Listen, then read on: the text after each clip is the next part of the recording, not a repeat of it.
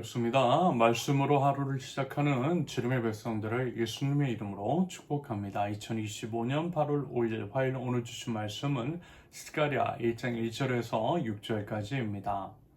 다리우스 왕 2년 8째 달에 주님께서 이또의 손자이며 베레캬의 아들인 스가랴 예언자에게 말씀하셨다. 나 주가 너희 조상들에게는 크게 화를 내었다. 그러므로 너는 백성들에게 알려라.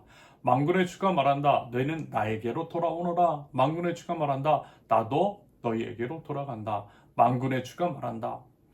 너희는 너희 조상을 본받지 말아라. 일찍이 예언자들이 만군의 주님께서 말씀하신다고 하면서 너희의 조상에게 악한 길과 악한 행동을 모두 버리고 어서 돌이키라고 외쳤다. 그러나 너희 조상은 나의 말을 듣지 않았다. 나의 말에 귀도 기울이지 않았다. 나 주의 말이다. 너희 조상 그들은 지금 어디에 있느냐? 그때의 예언자들 그들이 아직 살아있느냐? 내가 나의 종 예언자들을 시켜서 너희 조상에게 명한 나의 말과 규례를 그들이 듣지 않더니 마침내 형벌을 받지 않았느냐? 그제서야 그들이 돌아와서 고백하기를 만군의 주님께서는 우리가 살아온 것과 우리가 행동한 것을 보시고서 결심하신 대로 우리가 마땅히 받아야 할 벌을 내리셨다고 하였다. 아멘. 스가랴 첫 번째 시간입니다. 스가랴서는 학개서와 더불어 바빌론 포로 생활에서 돌아온 유다 백성에게 선포된 말씀이죠. 이들은 고레스 왕이 칙령으로 돌아왔지만 그들의 눈앞에 펼쳐진 것은 폐허가는 예루살렘과 무너진 성전이었습니다. 희망을 품고 돌아왔지만 현실은 녹록하지 않았어요. 무엇보다 성전의 재건은 적들의 방해와 낙심 속에서 중단된 상황이었습니다. 이와 같은 절망적인 상황 속에서 하나님은 선지자 스가랴를 세우십니다. 스가랴라고 하는 이름은요, 여호와께서 기억하신다, 여호와께서 기억하신다 라고 하는 뜻입니다. 여러분 느낌이 오지요? 비록 이제 절망과 낙담 가운데 있지만 그럼에도 뭐라고요? 하나님께서 그들을, 하나님께서 우리를, 하나님께서 나를 기억하신다라는 것입니다. 스가랴라고 하는 이름 자체가 큰 위로와 소망이 됩니다. 스가랴서는 8개의 환상, 4개의 메시지, 그리고 이제 2번의 예언적인 경고로 구성되어 있습니다. 성전 재건을 독려하고 메시아의 오심과 그가 다스리실 왕국의 도래를 예언하며 백성들에게 희망을 심어주는 책이 바로 스가랴입니다. 특별히 이제 스가랴서는 신약 성경에서 메시아에 대한 예언이 가장 많이 인용되는 책 중에 하나이지요.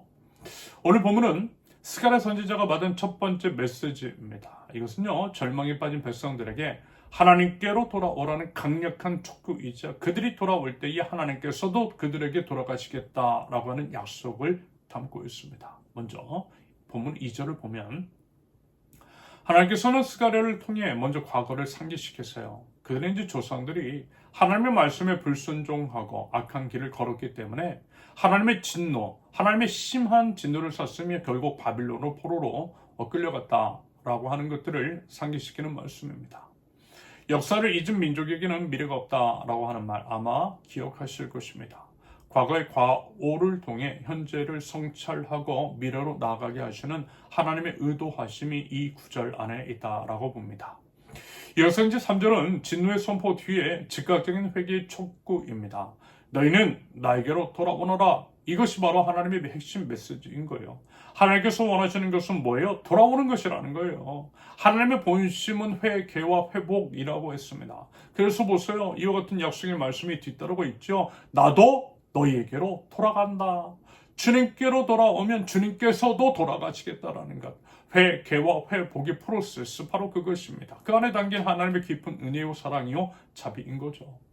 그러면서 이제 본문 4절을 통해 조상들의 실패를 반복하지 말라고 강력하게 경고하세요. 과거에 선지자들이 수없이 악한 길과 악한 행동을 모두 버리고 어서 돌이키라고 외쳤지만 그들은 듣지 않았고 귀 기울이지 않았다라는 것입니다.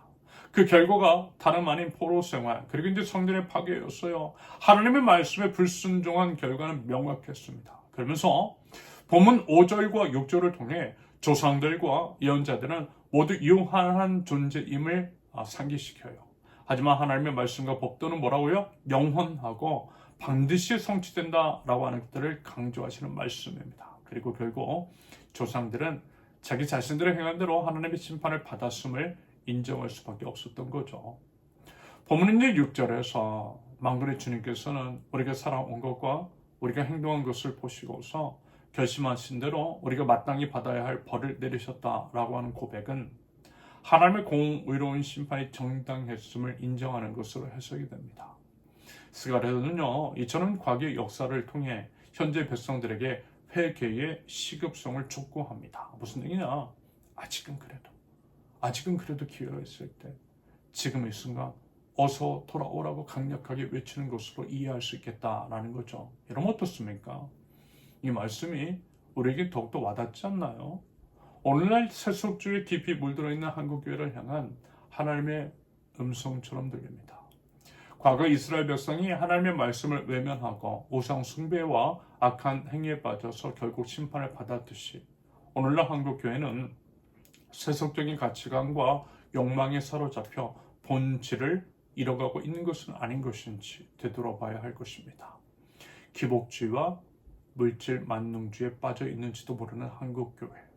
스가랴 시대의 백성들이 성경 재건을 등한시하고 자신들의 안위와 물질적인 풍요만을 추구했지요. 마찬가지로 오늘날 한국교회도 그저 복을 받기 위한 수단으로 전락하고 있지는 않은 것인지, 교회의 성장과 헌금 액수가 신앙의 척도가 되고 돈이 최고라고 하는 물질 만능주의가 교회 안에 깊숙이 침투했어요. 기업처럼 교회를 운영하려고 합니다.